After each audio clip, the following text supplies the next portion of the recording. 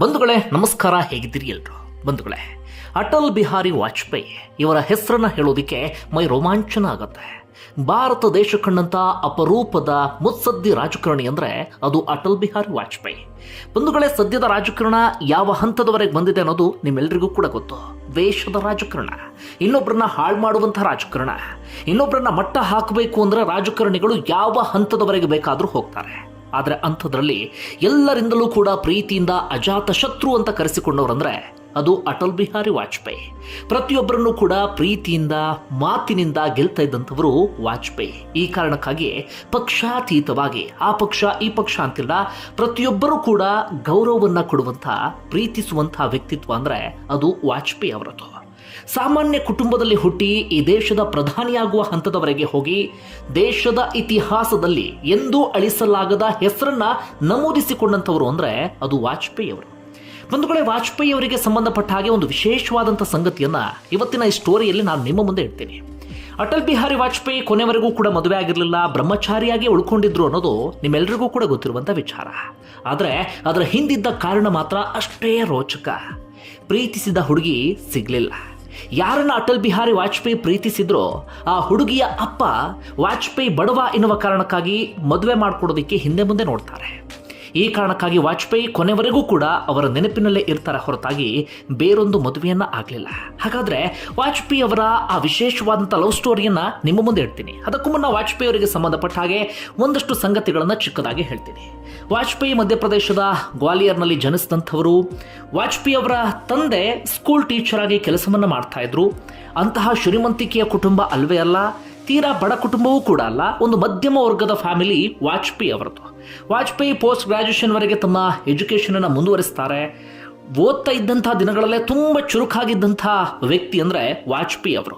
ಓದಿನ ಬಗ್ಗೆ ವಿಶೇಷವಾದಂಥ ಆಸಕ್ತಿ, ಸಾಮಾಜಿಕ ವಿಚಾರಗಳ ಬಗ್ಗೆಯೂ ಕೂಡ ವಿಶೇಷವಾದಂಥ ಒಲವನ್ನ ಇಟ್ಕೊಂಡಂಥವರು ವಾಜಪೇಯಿ ಅವರು.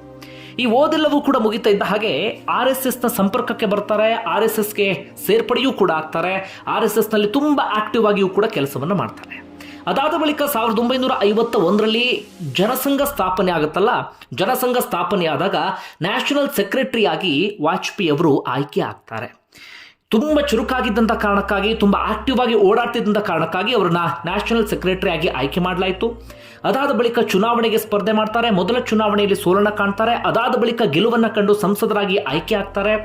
ಸಂಸದರಾಗಿ ಆಯ್ಕೆಯಾಗಿ ಸಂಸತ್ಗೆ ಹೋದಂಥ ಸಂದರ್ಭದಲ್ಲಿ ಇವರ ಮಾತಿನ ವೈಖರಿಗೆ, ಮಾತಿನ ಶೈಲಿಗೆ ಪ್ರತಿಯೊಬ್ಬರು ಕೂಡ ಬೋಲ್ಡ್ ಆಗ್ತಾ ಇದ್ರು. ಆಗ ಪ್ರಧಾನಿಯಾಗಿದ್ದಂಥ ಜವಾಹರ್ಲಾಲ್ ನೆಹರು ಅವತ್ತೇ ಭವಿಷ್ಯವನ್ನು ನೋಡ್ತಿದ್ರು, ಮುಂದೊಂದು ದಿನ ಅಟಲ್ ಬಿಹಾರಿ ವಾಜಪೇಯಿ ಈ ದೇಶದ ಪ್ರಧಾನಿ ಆಗ್ತಾರೆ ಅಂತ ಹೇಳಿ. ಅವ್ರ ನಡುವೆ ರಾಜಕೀಯ ಭಿನ್ನಾಭಿಪ್ರಾಯ, ಸೈದ್ಧಾಂತಿಕ ಭಿನ್ನಾಭಿಪ್ರಾಯ ಏನೇ ಇದ್ರೂ ಕೂಡ ಪರಸ್ಪರರ ಬಗ್ಗೆ ವಿಪರೀತವಾದಂಥ ಗೌರವವನ್ನು ಇಟ್ಕೊಂಡಿದ್ರು ನೆಹರು ಮತ್ತೆ ವಾಜಪೇಯಿ. ವಾಜಪೇಯಿ ಈ ಮೂಲಕ ಅಂದ್ರೆ ಮಾತಿನ ಮೂಲಕವೇ ಪ್ರತಿಯೊಬ್ಬರನ್ನೂ ಕೂಡ ಗೆಲ್ತಾ ಬರ್ತಾರೆ. ಅಂತಿಮವಾಗಿ ರಾಜಕೀಯದಲ್ಲೂ ಕೂಡ ಹಂತ ಹಂತವಾಗಿ ಉನ್ನತ ಹಂತಕ್ಕೆ ಹೋಗ್ತಾರೆ. 1968ರಲ್ಲಿ ಜನಸಂಘದ ರಾಷ್ಟ್ರೀಯ ಅಧ್ಯಕ್ಷರಾಗಿ ಆಯ್ಕೆ ಆಗ್ತಾರೆ. ಮೊರಾರ್ಜಿ ದೇಸಾಯಿ ಸರ್ಕಾರದಲ್ಲಿ ಮಿನಿಸ್ಟರ್ ಆಗಿ ಆಯ್ಕೆ ಆಗ್ತಾರೆ.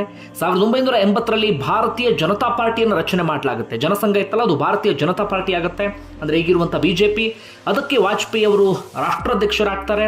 96ರಲ್ಲಿ ಪ್ರಧಾನಮಂತ್ರಿಗಳಾಗ್ತಾರೆ. ಆದರೆ 16 ದಿನಗಳ ಮಾತ್ರ ಪ್ರಧಾನಿಯಾಗಿರೋಕ್ಕಾಗತ್ತೆ, ಯಾಕಂದ್ರೆ ಅವರ ಸರ್ಕಾರವನ್ನು ಉಳಿಸ್ಕೊಳ್ಳೋದಕ್ಕೆ ಸಾಧ್ಯ ಆಗಲಿಲ್ಲ. 1998ರಲ್ಲಿ ಮತ್ತೊಮ್ಮೆ ದೇಶದ ಪ್ರಧಾನಿ ಆಗ್ತಾರೆ. ಆಗಲೂ 13 ತಿಂಗಳುಗಳ ಕಾಲ ಮಾತ್ರ ಪ್ರಧಾನಿಯಾಗಿರ್ತಾರೆ. ಆಗಲೂ ಕೂಡ ಸರ್ಕಾರವನ್ನು ಉಳಿಸ್ಕೊಳ್ಳೋಕೆ ಸಾಧ್ಯ ಆಗಲಿಲ್ಲ. 1999ರ ಚುನಾವಣೆಯಲ್ಲಿ ಅತ್ಯಧಿಕ ಸ್ಥಾನಗಳನ್ನು ಗೆದ್ದು ಸರ್ಕಾರವನ್ನು ರಚನೆ ಮಾಡ್ತಾರೆ. ಸುದೀರ್ಘ ಅವಧಿಯವರೆಗೂ ಕೂಡ 3ನೇ ಬಾರಿ ಪ್ರಧಾನಿಯಾಗಿ ಆಡಳಿತವನ್ನು ನಡೆಸ್ತಾರೆ. ಅವರು ಪ್ರಧಾನಿ ಆಗಿದ್ದಂಥ ಸಂದರ್ಭದಲ್ಲಿ ತೆಗೆದುಕೊಂಡಂಥ ನಿಲುವು, ನಿರ್ಧಾರಗಳು ಈಗಲೂ ಕೂಡ ಭಾರತದ ಇತಿಹಾಸದಲ್ಲಿ ಅಚ್ಚಳಿಯದೆ ದಾಖಲಾಗಿದೆ. ಅಂಥ ಒಂದು ಖಡಕ್ ಆದಂಥ ನಿರ್ಧಾರವನ್ನು ತೆಗೆದುಕೊಳ್ತಾ ಇದ್ರು. ಪ್ರಧಾನಿ ಅಂದ್ರೆ ಹೀಗಿರ್ಬೇಕಪ್ಪ ಅಂತ ಹೇಳಿ ಪ್ರತಿಯೊಬ್ಬರು ಕೂಡ ವಾಜಪೇಯಿ ಅವ್ರನ್ನ ಅಂದ್ಕೊಳ್ತಾ ಇದ್ರು. ಮುಂದಿನ ಚುನಾವಣೆಯಲ್ಲಿ 100ಕ್ಕೆ 100ರಷ್ಟು BJP ಸರ್ಕಾರ ಅಧಿಕಾರಕ್ಕೆ ಬರುತ್ತೆ ಅಂತ ನಿರೀಕ್ಷೆಯನ್ನು ಇಟ್ಕೊಂಡಿದ್ರು. ಆದರೆ ಆಗ UPA ಅಧಿಕಾರಕ್ಕೆ ಬರುತ್ತೆ, ನಿಮ್ಮೆಲ್ಲರಿಗೂ ಕೂಡ ಗೊತ್ತಿರುವಂಥ ವಿಚಾರ. ಒಟ್ಟಾರೆಯಾಗಿ ವಾಜಪೇಯಿ ಅವರ ರಾಜಕೀಯ ಹಾದಿ ಇದೆಯಲ್ಲ, ಅಷ್ಟೇ ರೋಚಕ. ನಾನು ತುಂಬ ಚಿಕ್ಕದಾಗಿ ನಿಮ್ಮ ಮುಂದೆ ಇಟ್ಟಿದ್ದೇನೆ. ಇವತ್ತು BJP ದೇಶವನ್ನು ಆಳ್ತಾ ಇದೆ ಅಥವಾ BJP ನಾಯಕರು ಗರ್ವದಿಂದ ಓಡಾಡ್ತಾ ಇದ್ದಾರೆ ಅಂದ್ರೆ ಅದೆಲ್ಲದಕ್ಕೂ ಕೂಡ ಕಾರಣ ಇದೇ ವಾಜಪೇಯಿ ಅವರು. ತಮ್ಮದೇ ಆದಂಥ ಸಿದ್ಧಾಂತ, ತಮ್ಮದೇ ಆದಂಥ ಬದ್ಧತೆಯನ್ನು ಉಳ್ಳಂಥ ನಾಯಕ. BJPಯನ್ನು ಆಲದ ಮರದ ರೀತಿಯಲ್ಲಿ ಬೆಳೆಯುವ ಹಾಗೆಯೂ ಕೂಡ ಮಾಡಿತು. ಆದರೆ ಕೊನೆಯ ದಿನಗಳಲ್ಲಿ ಅವರಿಗೆ ಸರಿಯಾದ ಗೌರವ ಕೊಡಲಿಲ್ಲ, ಸರಿಯಾಗಿ ನಡೆಸ್ಕೊಳ್ಳಿಲ್ಲ, ಇಂಥ ಒಂದಷ್ಟು ಆರೋಪಗಳು, ಇಂಥ ಒಂದಷ್ಟು ಮಾತುಗಳೆಲ್ಲವೂ ಕೂಡ ಇದ್ವು ಬಿಡಿ. ಇದೀಗ ಅವರ ಲವ್ ಸ್ಟೋರಿಯ ವಿಚಾರಕ್ಕೆ ಬರ್ತೀನಿ. ಆಗ ವಾಜಪೇಯಿ ಕಾಲೇಜು ದಿನಗಳಲ್ಲಿ ಇದ್ದಂಥ ಸಂದರ್ಭ. ಅವರು ಮಹಾರಾಣಿ ಲಕ್ಷ್ಮೀಬಾಯಿ ಕಾಲೇಜಿನಲ್ಲಿ ಓದ್ತಾ ಇದ್ರು. ಹೆಚ್ಚು ಕಡಿಮೆ 1940 ಸಂದರ್ಭದಲ್ಲಿ ಗ್ವಾಲಿಯರ್ನಲ್ಲಿ ಇದ್ದಂತಹ ಕಾಲೇಜದು. ಅದೇ ಕಾಲೇಜಿಗೆ ಈ ರಾಜಮನೆತನದ ರಾಜಕುಮಾರಿಯಾಗಿರುವಂಥ ಕೌಲ್ ಅವರು ಕೂಡ ಬರ್ತಾ ಇದ್ರು. ಇಬ್ಬರು ಕೂಡ ಪರಸ್ಪರ ಮುಖ ನೋಡ್ಕೊಳ್ತಾ ಇದ್ರು. ಇಬ್ಬರಿಗೂ ಕೂಡ ಪರಸ್ಪರ ಪರಿಚಯವೂ ಕೂಡ ಇತ್ತು. ನೋಡೋದಕ್ಕೂ ಕೂಡ ಕೌಲ್ ಬಹಳ ಸುಂದರಿಯಾಗಿದ್ರಂತೆ. ಸಾಕಷ್ಟು ಪುಸ್ತಕಗಳಲ್ಲೂ ಕೂಡ ಈ ವಿಚಾರವನ್ನ ಉಲ್ಲೇಖ ಮಾಡಲಾಗಿದೆ. ಹೀಗಾಗಿ ವಾಜಪೇಯಿ ಅವರಿಗೆ ಲವ್ ಎಟ್ ಫಸ್ಟ್ ಸೈಟ್ ಅಂತೀವಲ್ಲ, ಮೊದಲ ನೋಟದಲ್ಲೇ ಕೌಲ್ ಅವರ ಬಗ್ಗೆ ಪ್ರೀತಿ ಅರಳುತ್ತೆ. ಅದಾದ ಬಳಿಕ ಏನು ಮಾಡ್ತಾರೆ, ವಾಜಪೇಯಿ ತುಂಬ ಧೈರ್ಯ ಮಾಡಿ ಲೈಬ್ರರಿಯಲ್ಲಿ ಹೋಗಿ ಒಂದು ಲವ್ ಲೆಟರ್ನ ಬರೆದು ಅವರಿಗೆ ಸಿಗುವ ಹಾಗೆ ಒಂದು ಪುಸ್ತಕದಲ್ಲಿ ಇಟ್ಟು ಹೋಗ್ತಾರೆ. ವಾಜಪೇಯಿ ಅವರ ಈ ಪ್ರೇಮ ಪತ್ರಕ್ಕೆ ರಾಜಕುಮಾರಿ ಕೌಲ್ ಕಡೆಯಿಂದಲೂ ಕೂಡ ಉತ್ತರ ಬರುತ್ತೆ. ಆದರೆ ಅವರು ಉತ್ತರ ಕೊಟ್ಟಿದ್ದಂತಹ ಪತ್ರ ವಾಜಪೇಯಿ ಅವರಿಗೆ ಸಿಗಲಿಲ್ಲ. ಹೀಗಾಗಿ ವಾಜಪೇಯಿ ಅಂದ್ಕೊಳ್ತಾರೆ, ನನ್ನ ಮೇಲೆ ಕೌಲ್ ಅವರಿಗೆ ಆಸಕ್ತಿ ಇಲ್ಲ ಅಂತ ಹೇಳಿ ಅವರು ತದನಂತರ ಅವರ ವಿಚಾರಕ್ಕೆ ಹೋಗೋದಿಲ್ಲ ಅಥವಾ ಅವ್ರ ಸುದ್ದಿಗೆ ಹೋಗೋದಿಲ್ಲ. ಆದರೆ ಕೌಲ್ ಒಪ್ಪಿಗೆಯ ಉತ್ತರವನ್ನು ಕೊಟ್ಟಿರ್ತಾರೆ.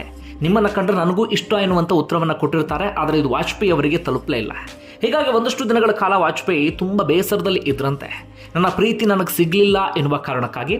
ಆದರೆ ಅದಾದ ಬಳಿಕ ಅವರಿಗೆ ಗೊತ್ತಾಗುತ್ತೆ ರಾಜಕುಮಾರಿ ಕೂಡ ನನ್ನನ್ನು ಇಷ್ಟಪಟ್ಟಿದ್ದಾರೆ ಅಂತ ಹೇಳಿ. ಈ ಕಾರಣಕ್ಕಾಗಿ ಪರೋಕ್ಷವಾಗಿ ಆ ರಾಜಕುಮಾರಿಯ ಅಣ್ಣನೂ ಕೂಡ ವಾಜಪೇಯಿ ಅವರಿಗೆ ಪರಿಚಯ ಇದ್ದಂಥ ಕಾರಣಕ್ಕಾಗಿ ಅವರ ಅಣ್ಣನ ಮೂಲಕ ರಾಜಕುಮಾರಿ ಅವರ ತಂದೆಗೂ ಕೂಡ ಹೇಳಿಸುವಂಥ ಕೆಲಸವನ್ನು ಮಾಡ್ತಾರೆ. ಅಂದರೆ ಒಂದು ರೀತಿಯಲ್ಲಿ ಮದುವೆಯ ಪ್ರಪೋಸಲನ್ನು ಇಡ್ತಾರೆ. ಆದರೆ ರಾಜಕುಮಾರಿಯ ತಂದೆ ಅದಕ್ಕೆ ಒಪ್ಪಿಗೆಯನ್ನು ಸೂಚಿಸೋದಿಲ್ಲ. ಕಾರಣ ವಾಜಪೇಯಿ ಆಗ ಒಂದು ರೀತಿಯಲ್ಲಿ ಬಡತನದಲ್ಲಿ ಇರ್ತಾರೆ ಅಥವಾ ಒಂದು ಮಧ್ಯಮ ವರ್ಗದ ಕುಟುಂಬದವರಾಗಿರ್ತಾರೆ. ಯಾರಿಗೆ ತಾನೇ ಗೊತ್ತಿತ್ತು ಹೇಳಿ, ವಾಜಪೇಯಿ ದೇಶದ ಪ್ರಧಾನಿ ಆಗ್ತಾರೆ ಅಥವಾ ಅತ್ಯುನ್ನತ ಹುದ್ದೆಗೆ ಹೋಗ್ತಾರೆ ಅಂತ ಹೇಳಿ ಹುಡುಗಿ ತಂದೆಗೂ ಕೂಡ ಗೊತ್ತಿರಲಿಲ್ಲ. ಬಡವ ಎನ್ನುವ ಕಾರಣಕ್ಕಾಗಿ ಅವರು ರಿಜೆಕ್ಟ್ ಮಾಡಿ ಬಿಡ್ತಾರೆ. ಅಷ್ಟು ಮಾತ್ರ ಅಲ್ಲ, ಅವರ ಮಗಳನ್ನ ಕರ್ಕೊಂಡು ಅವರು ಸೀದಾ ಡೆಲ್ಲಿಗೂ ಕೂಡ ಶಿಫ್ಟ್ ಆಗಿಬಿಡ್ತಾರೆ. ಹೆಚ್ಚು ಕಡಿಮೆ ವಾಜಪೇಯಿ ಆ ಹುಡುಗಿಯನ್ನ ಮರ್ತೇ ಬಿಡುವಂತಹ ಪ್ರಸಂಗವೂ ಕೂಡ ಎದುರಾಗ್ಬಿಡುತ್ತೆ. ಸಹಜವಾಗಿ ವಾಜಪೇಯಿ ನೊಂದ್ಕೊಂಡು ಬಿಡ್ತಾರೆ. ಯಾಕಂದ್ರೆ ಮೊದಲ ನೋಟದಲ್ಲೇ ಅವರಿಗೆ ಪ್ರೀತಿಯಾಗಿತ್ತು, ಬಹಳನೇ ಇಷ್ಟಪಟ್ಬಿಟ್ಟಿದ್ರು. ಆ ಹುಡುಗಿಗೂ ಕೂಡ ವಾಜಪೇಯಿ ಅವರು ಇಷ್ಟ ಆಗಿದ್ರು. ಆದರೆ ತಂದೆ ಒಪ್ಪದಂಥ ಕಾರಣಕ್ಕಾಗಿ ಈ ಮದುವೆ ಅಂಥದ್ದು ಯಾವುದು ಕೂಡ ಆಗಲಿಲ್ಲ. ಅದಾದ ಬಳಿಕ ರಾಜಕುಮಾರಿಯನ್ನು ಅವರು ದೆಹಲಿ ಕರ್ಕೊಂಡು ಹೋಗ್ತಾರೆ. ಅವರ ತಂದೆ ಕೆಲವೇ ದಿನಗಳಲ್ಲಿ ಓರ್ವ ಪ್ರೊಫೆಸರ್ಗೆ ಅವರ ಮಗಳನ್ನು ಮದುವೆ ಮಾಡಿಯೂ ಕೂಡ ಕೊಟ್ಬಿಡ್ತಾರೆ. ಇದಿಷ್ಟೆಲ್ಲ ಆದ ಬಳಿಕ ಈ 1960 ಸಂದರ್ಭಕ್ಕೆ ಆದಾಗಲೇ ವಾಜಪೇಯಿ MP ಕೂಡ ಆಗಿದ್ರು. ಜೊತೆಗೆ ಜನಸಂಘದ ಪ್ರಮುಖ ಲೀಡರ್ ಆಗಿಯೂ ಕೂಡ ಗುರುತಿಸ್ಕೊಂಡಿದ್ರು. ಇಡೀ ದೇಶಾದ್ಯಂತ ನಿಧಾನಕ್ಕೆ ವಾಜಪೇಯಿ ಪ್ರಖ್ಯಾತಿಗೆ ಬರ್ತಾ ಇದ್ದಂಥ ಸಂದರ್ಭ. ಯಾಕಂದರೆ ಸಂಸತ್ನಲ್ಲಿ ಅವರು ಮಾತಾಡ್ತಿದ್ದಂಥ ಮಾತು ಪ್ರತಿಯೊಬ್ಬರ ಗಮನವನ್ನು ಕೂಡ ಸೆಳೆತಿತ್ತು. ಹೀಗಾಗಿ ವಾಜಪೇಯಿ ಮುನ್ನೆಲೆಗೆ ಬರ್ತಿದ್ದಂಥ ಸಂದರ್ಭ. ಆಗ ಮತ್ತೆ ದೆಹಲಿಯಲ್ಲಿ ಈ ಕೌಲ್ ಅವರ ಭೇಟಿ ಆಗತ್ತೆ.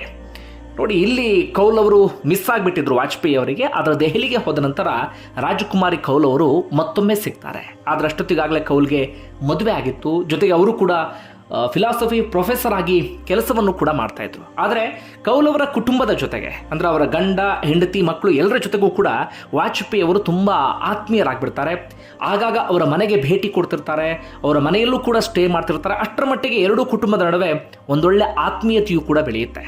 ಆದರೆ ಇದರ ನಡುವೆ ವಾಜಪೇಯಿ ಮದುವೆ ಆಗದೆ ಇರುವಂಥ ನಿರ್ಧಾರವನ್ನು ತೆಗೆದುಕೊಂಡು ಬಿಡ್ತಾರೆ. ಬ್ರಹ್ಮಚಾರಿಯಾಗಿ ಉಳಿಬೇಕು ಎನ್ನುವಂಥ ನಿರ್ಧಾರವನ್ನು ತೆಗೆದುಕೊಳ್ತಾರೆ. ಕಾರಣ, ಪ್ರೀತಿಸಿದ್ದು ಒಂದು ಹುಡುಗಿಯನ್ನು ಮಾತ್ರ.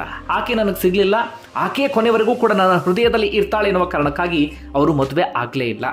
ಆದರೆ ಕೊನೆಯ ದಿನಗಳವರೆಗೂ ಕೂಡ ಕೌಲ್ ಮತ್ತು ವಾಜಪೇಯಿ ಉತ್ತಮ ರೀತಿಯಲ್ಲಿಯೇ ಇದ್ರು. ಅಂದರೆ ಅವರಿಬ್ಬರ ನಡುವೆ ಒಂದೊಳ್ಳೆ ಸ್ನೇಹ ಇತ್ತು, ಒಂದೊಳ್ಳೆ ಬಾಂಧವ್ಯ ಎಲ್ಲವೂ ಕೂಡ ಅದೇ ರೀತಿಯಾಗಿ ಮುಂದುವರಿತು. 2004 ಸಂದರ್ಭದಲ್ಲಿ ರಾಜಕುಮಾರಿ ಕೌಲ್ ಅವರು ವಿಧಿವಶರಾಗ್ತಾರೆ. ಅದಾದ ಬಳಿಕ ರಾಜಕುಮಾರಿ ಕೌಲ್ ಅವರ ಮಗಳಾಗಿರುವಂಥ ನಮಿತಾ ಅವರನ್ನ ವಾಜಪೇಯಿ ದತ್ತು ತೆಗೆದುಕೊಳ್ತಾರೆ. ಈಗ ಯಾರು ವಾಜಪೇಯಿ ಅವರ ಮಗಳಿದ್ದಾರೆ ನಮಿತಾ, ಅದು ಅವರು ಪ್ರೀತಿಸಿದಂಥ ಹುಡುಗಿಯ ಮಗಳು. ಕೊನೆಯವರೆಗೂ ಕೂಡ ರಾಜಕುಮಾರಿಯವರ ಬಗ್ಗೆ ಒಳ್ಳೆ ಗೌರವ ಎಲ್ಲವನ್ನೂ ಕೂಡ ವಾಜಪೇಯಿ ಅವರು ಇಟ್ಕೊಂಡಿದ್ರು.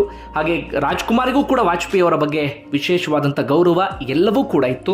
ಆದರೆ ವಾಜಪೇಯಿ ಮಾತ್ರ ಆ ಹುಡುಗಿ ಸಿಗಲಿಲ್ಲ ಎನ್ನುವ ಕಾರಣಕ್ಕಾಗಿ ಕೊನೆಯವರೆಗೂ ಕೂಡ ಮದುವೆ ಆಗದೆ ಬ್ರಹ್ಮಚಾರಿಯಾಗಿಯೇ ಉಳ್ಕೊಂಡ್ರು. ಇದು ವಾಜಪೇಯಿ ಅವರ ವಿಶೇಷವಾದಂಥ ಪ್ರೇಮ ಕಥೆ. ಅದರ ನಡುವೆಯೂ ಕೂಡ ವಾಜಪೇಯಿ ಮತ್ತು ಕೌಲ್ ಅವರ ಬಾಂಧವ್ಯದ ಬಗ್ಗೆ ಬೇರೆ ಬೇರೆ ರೀತಿಯಾದಂಥ ಸುದ್ದಿಗಳು ಕೂಡ ಆಗ ಸ್ಪ್ರೆಡ್ ಆಗಿತ್ತು. ರಾಜಕೀಯ ಅಂದರೆ ಹಾಗೆ, ಯಾವುದಾದ್ರೂ ವಿಚಾರಗಳು ಸಿಗ್ತಿರುತ್ತಾ, ಯಾವುದಾದ್ರೂ ವಿಚಾರಗಳನ್ನು ಸ್ಪ್ರೆಡ್ ಮಾಡ್ಬೋದಾ ಅಂತ ಕಾಯ್ತಿರ್ತಾರೆ. ಆಗಲೂ ಕೂಡ ಇಂಥ ಒಂದಷ್ಟು ಬೇರೆ ಬೇರೆ ರೂಪವನ್ನು ಕೂಡ ಪಡೆದುಕೊಂಡಿತ್ತು.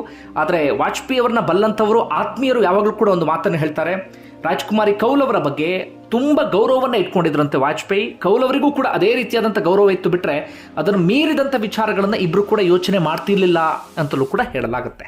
ಒಟ್ಟಾರೆಯಾಗಿ ಇದು ವಾಜಪೇಯಿ ಅವರ ವಿಶೇಷವಾದಂಥ ಒಂದಷ್ಟು ಜನರಿಗೆ ಸ್ಫೂರ್ತಿ ತುಂಬುವಂಥ ಪ್ರೇಮ ಕಥೆ. ಬಂಧುಗಳೇ, ನಿಮಗೆ ಏನನ್ಸುತ್ತೆ? ಕಮೆಂಟ್ ಮಾಡಿ ತಿಳಿಸಿ. ನಿಮ್ಮ ಅಭಿಪ್ರಾಯ ಬಹಳ ಮುಖ್ಯ.